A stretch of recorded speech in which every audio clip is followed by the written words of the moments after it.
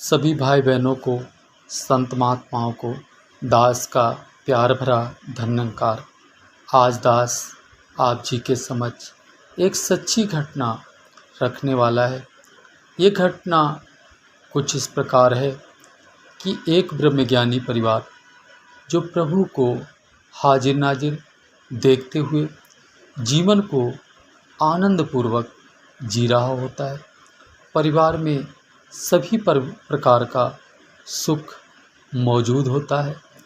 ये खुशी उस परिवार की कुछ लोगों के मन को खटक जाती है और कैसे परिवार के अंदर दुख वाली घड़ी प्रकट कर देते हैं। फिर खड़ी हो जाओ, आइए हाथ जोड़ो। इस सच्ची घटना के माध्यम से जानते हैं कि ऐसा उन लोगों ने परिवार के साथ क्या कर दिया जिससे हंसता खेलता परिवार दुख वाले वातावरण में बदल जाता है।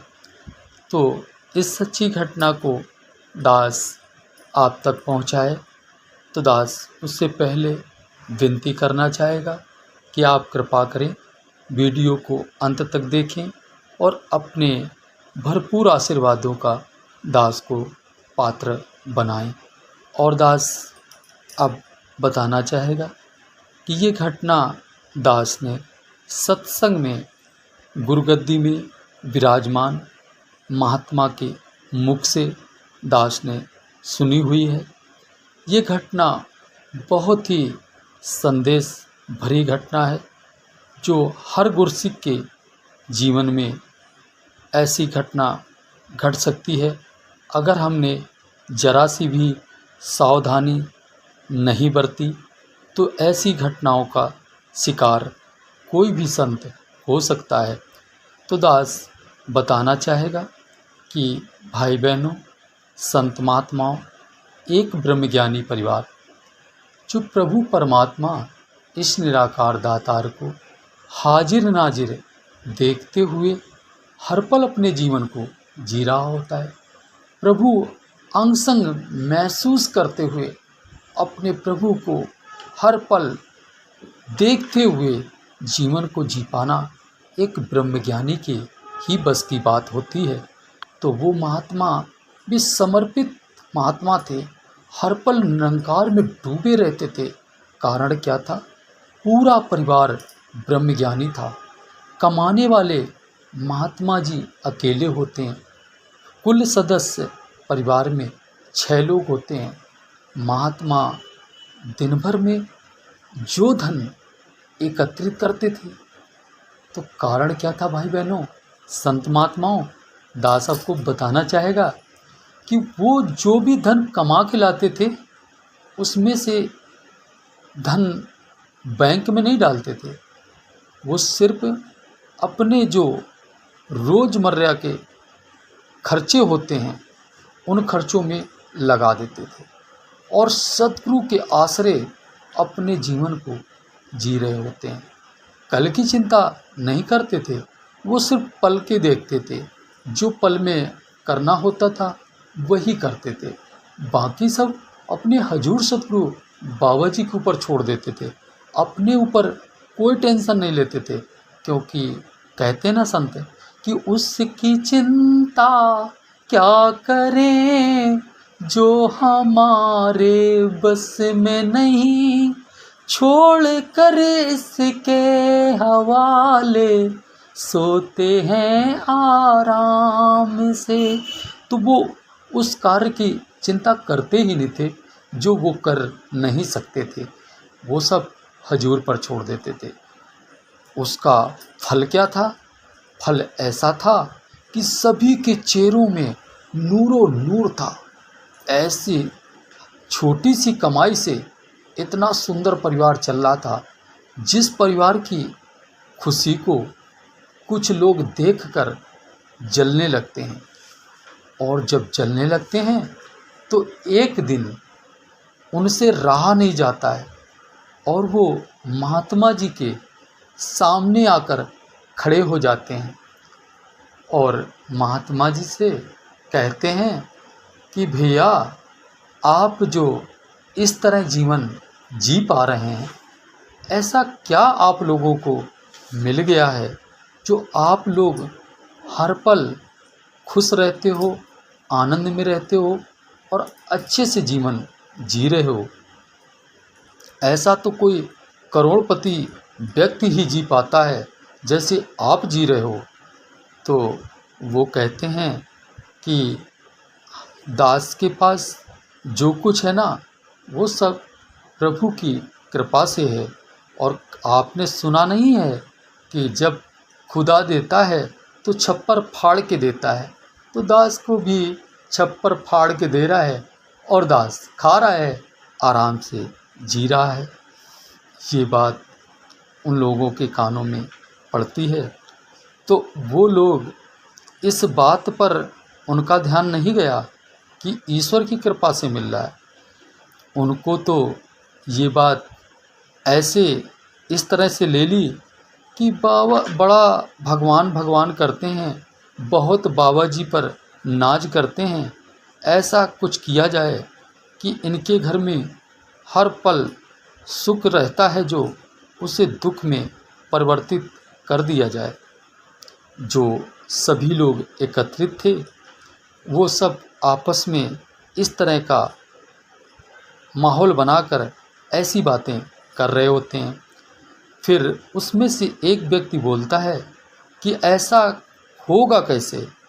तो एक दूसरा व्यक्ति उसमें से बोलता है कि ऐसा करने के लिए हम बहुत ही परफेक्ट हैं और हम इस काम को परफेक्ट तरीके से कर सकते हैं। जैसे कि भाई बहनों, संत महात्माओं, दास बताना चाहेगा कि महाभारत में शकुनी जैसे लोग भी होते हैं जो परिवारों में विवाद करा देते हैं और निंदा चुगली करना उनका जीवन होता है। किसी हंसते खेलते परिवार को कैसे दुख देना है, ये बात उन्हें बहुत अच्छे तरीके से आती होती है। ऐसा ही कुछ उनके अंदर भी टैलेंट होता है। इस टैलेंट को लेकर वो क्या करते हैं कि सभी लोगों से कुछ धन एकत्रित करवाते हैं। अब उस धन को एकत्रित करवाते हैं, वो धन कुल 5,000 रुपये तैयार हो जाते हैं और वो 5,000 की एक रुमाल में बांधकर पोटली बना लेते हैं और वो पोटली महात्मा के आंगन में फेंक देते हैं। और जैसे ही आंगन में फेंक देते हैं तो बस वहीं पर ही ये माहौल बनने लगता है जो अब दास आपको बताने वाला है। उससे पहले दास अपने हजूर सतगुरु बाबा अवतार सिंह जी की ये दिव्य वाणी आपके समक्ष रखना चाहेगा कि हमें ये बात हर पल याद रहे कि हमारे सतगुरु बाबा अवतार सिंह जी ने हम सबको क्या सिखाया है। रूखी सूखी प्रभु इच्छा में जो कोई नर खाता है, जो कोई नर खाता है, पावन उसका खान पान सब, नाम जो इसका ध्याता है, नाम जो इसका ध्याता है। फट पुराने से तन ढापे, पाँव से नंगा जाता है, पाँव से नंगा जाता है। उसका खाना पीना अच्छा, जो हर के गुण गाता है, जो हर के गुण गाता है। धन दौलत भी पास है उसके, अच्छा खाता पीता है, प्रभु को लेकिन याद न करता, पशु की भांति जीता है, पशु की भांति जीता है, सुंदर सुंदर कपड़े पहने, अच्छा खाना पीना है, द्रग है उसका खाया पिया, जो नर नाम विहीना है। एक क्षण एक पल देख प्रभु को, जिसने भी यस गाया है, जिसने भी यस गाया है। कहे अवतार सुनो भाई, संतों काल चक्र ना आया है, काल चक्र ना आया है। तो भाई बहनों, संत महात्माओं, हजूर सदगुरु बाबा अवतार सिंह जी ने ये बात क्लियर की है कि रूखी सूखी जो कुछ भी हमें मिल रहा है वो प्रभु की इच्छा से अगर मिल रहा है तो वो हमारे लिए बहुत ही सुंदर है। और हम अपना विवेक ना दौड़ाकर अपने गुरु के ही आदेश को, अपने गुरु की इच्छा को ही अपनी जो है ताकत बनानी है और गुरु की मर्जी से अपने जीवन को जीना है। अगर सब कुछ आपके पास है और गुरुमत नहीं है तो फिर आप सुखी आनंद वाला जीवन नहीं जी सकते हैं, जो ये हजूर सदगुरु बाबा अवतार सिंह जी ने बताया है।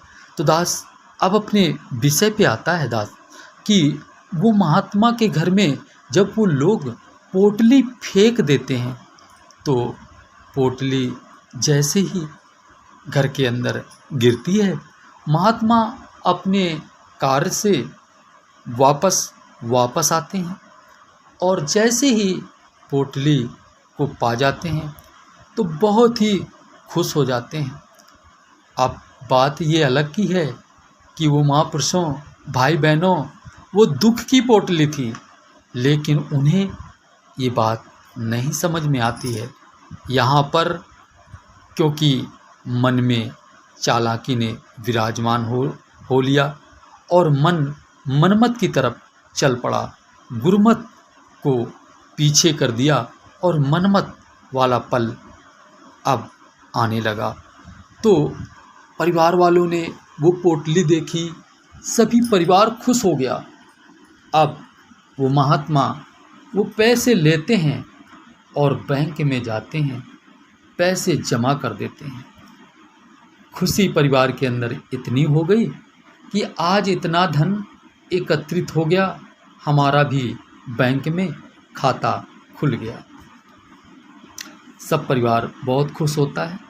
दूसरे दिन महात्मा जी काम करने जाते हैं, पैसा कमा के लाते हैं, कुछ हिस्सा बैंक के लिए पहले निकालते हैं, बाद में अपने अदर खर्चे उसी में एडजस्ट कर लेते हैं। धीरे धीरे उनकी आदत बढ़ती गई और वो अपना पेट काटने लगते हैं, परिवार की खुशियों को बैंक के साथ बांटने लगते हैं।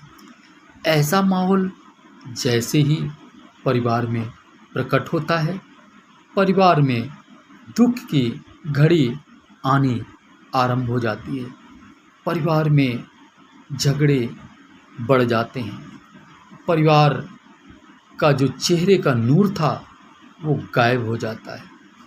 अब परिवार बहुत हताश और दुखी लाचार हो जाता है। फिर एक दिन महात्मा जी के मन में विचार आता है, कैसे? हजूर सदगुरु बाबा जी की कृपा से ही आया। अगर आपके मन में अच्छा विचार प्रकट होता है तो ये सिर्फ प्रभु की कृपा से ही होता है, क्योंकि जब दुख आता है तो आप प्रभु को शिद्दत से याद करते हो और जब याद करते हो तो प्रभु एक दिन टाल जाते हैं, 2 दिन टाल जाते हैं, तीसरे दिन तो सुन ही लेते हैं और आप पर कृपा कर ही देते हैं।